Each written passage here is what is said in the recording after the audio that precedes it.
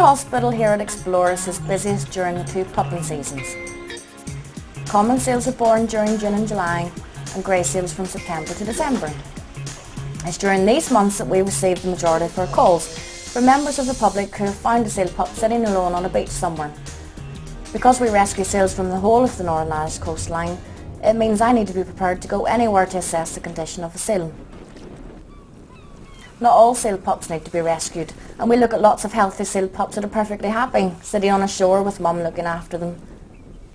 Sometimes we may need to monitor a seal for a period of hours or even a few days. Only pups that are genuinely orphaned, injured or sick are brought back to the seal sanctuary.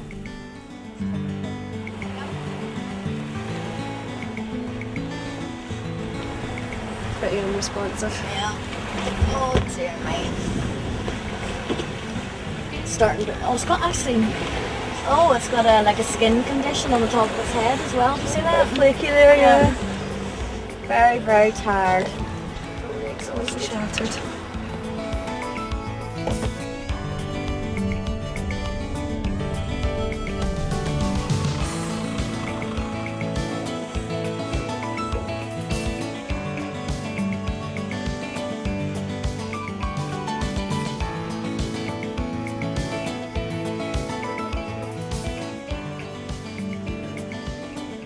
When we have seals in the sanctuary, my first job is to check them and give them their morning feed.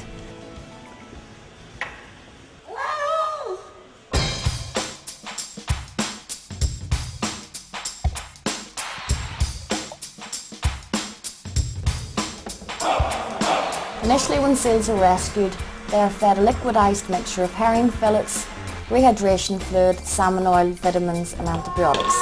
We call it fish soup, and it's a bit like a blended fish milkshake, and it's tube fed directly down into their stomach.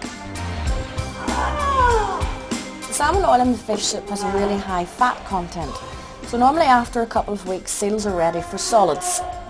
We normally force feed them with small whole herring until they can eat by themselves. At this stage, seals are fed every 3 to 4 hours, including nighttime feeds. Feeding varies from seal to seal depending on what stage they are in the rehabilitation programme. When we're tube feeding and force feeding the seals, then it's very hands-on, and it means constantly smelling of fish and seals. As soon as they're weaned and able to eat by themselves, then it's very much hands-off, which is great for us, and it means we can throw the food into the water for them. As well as their regular feeds, many of the pups need treatment for illnesses and injuries.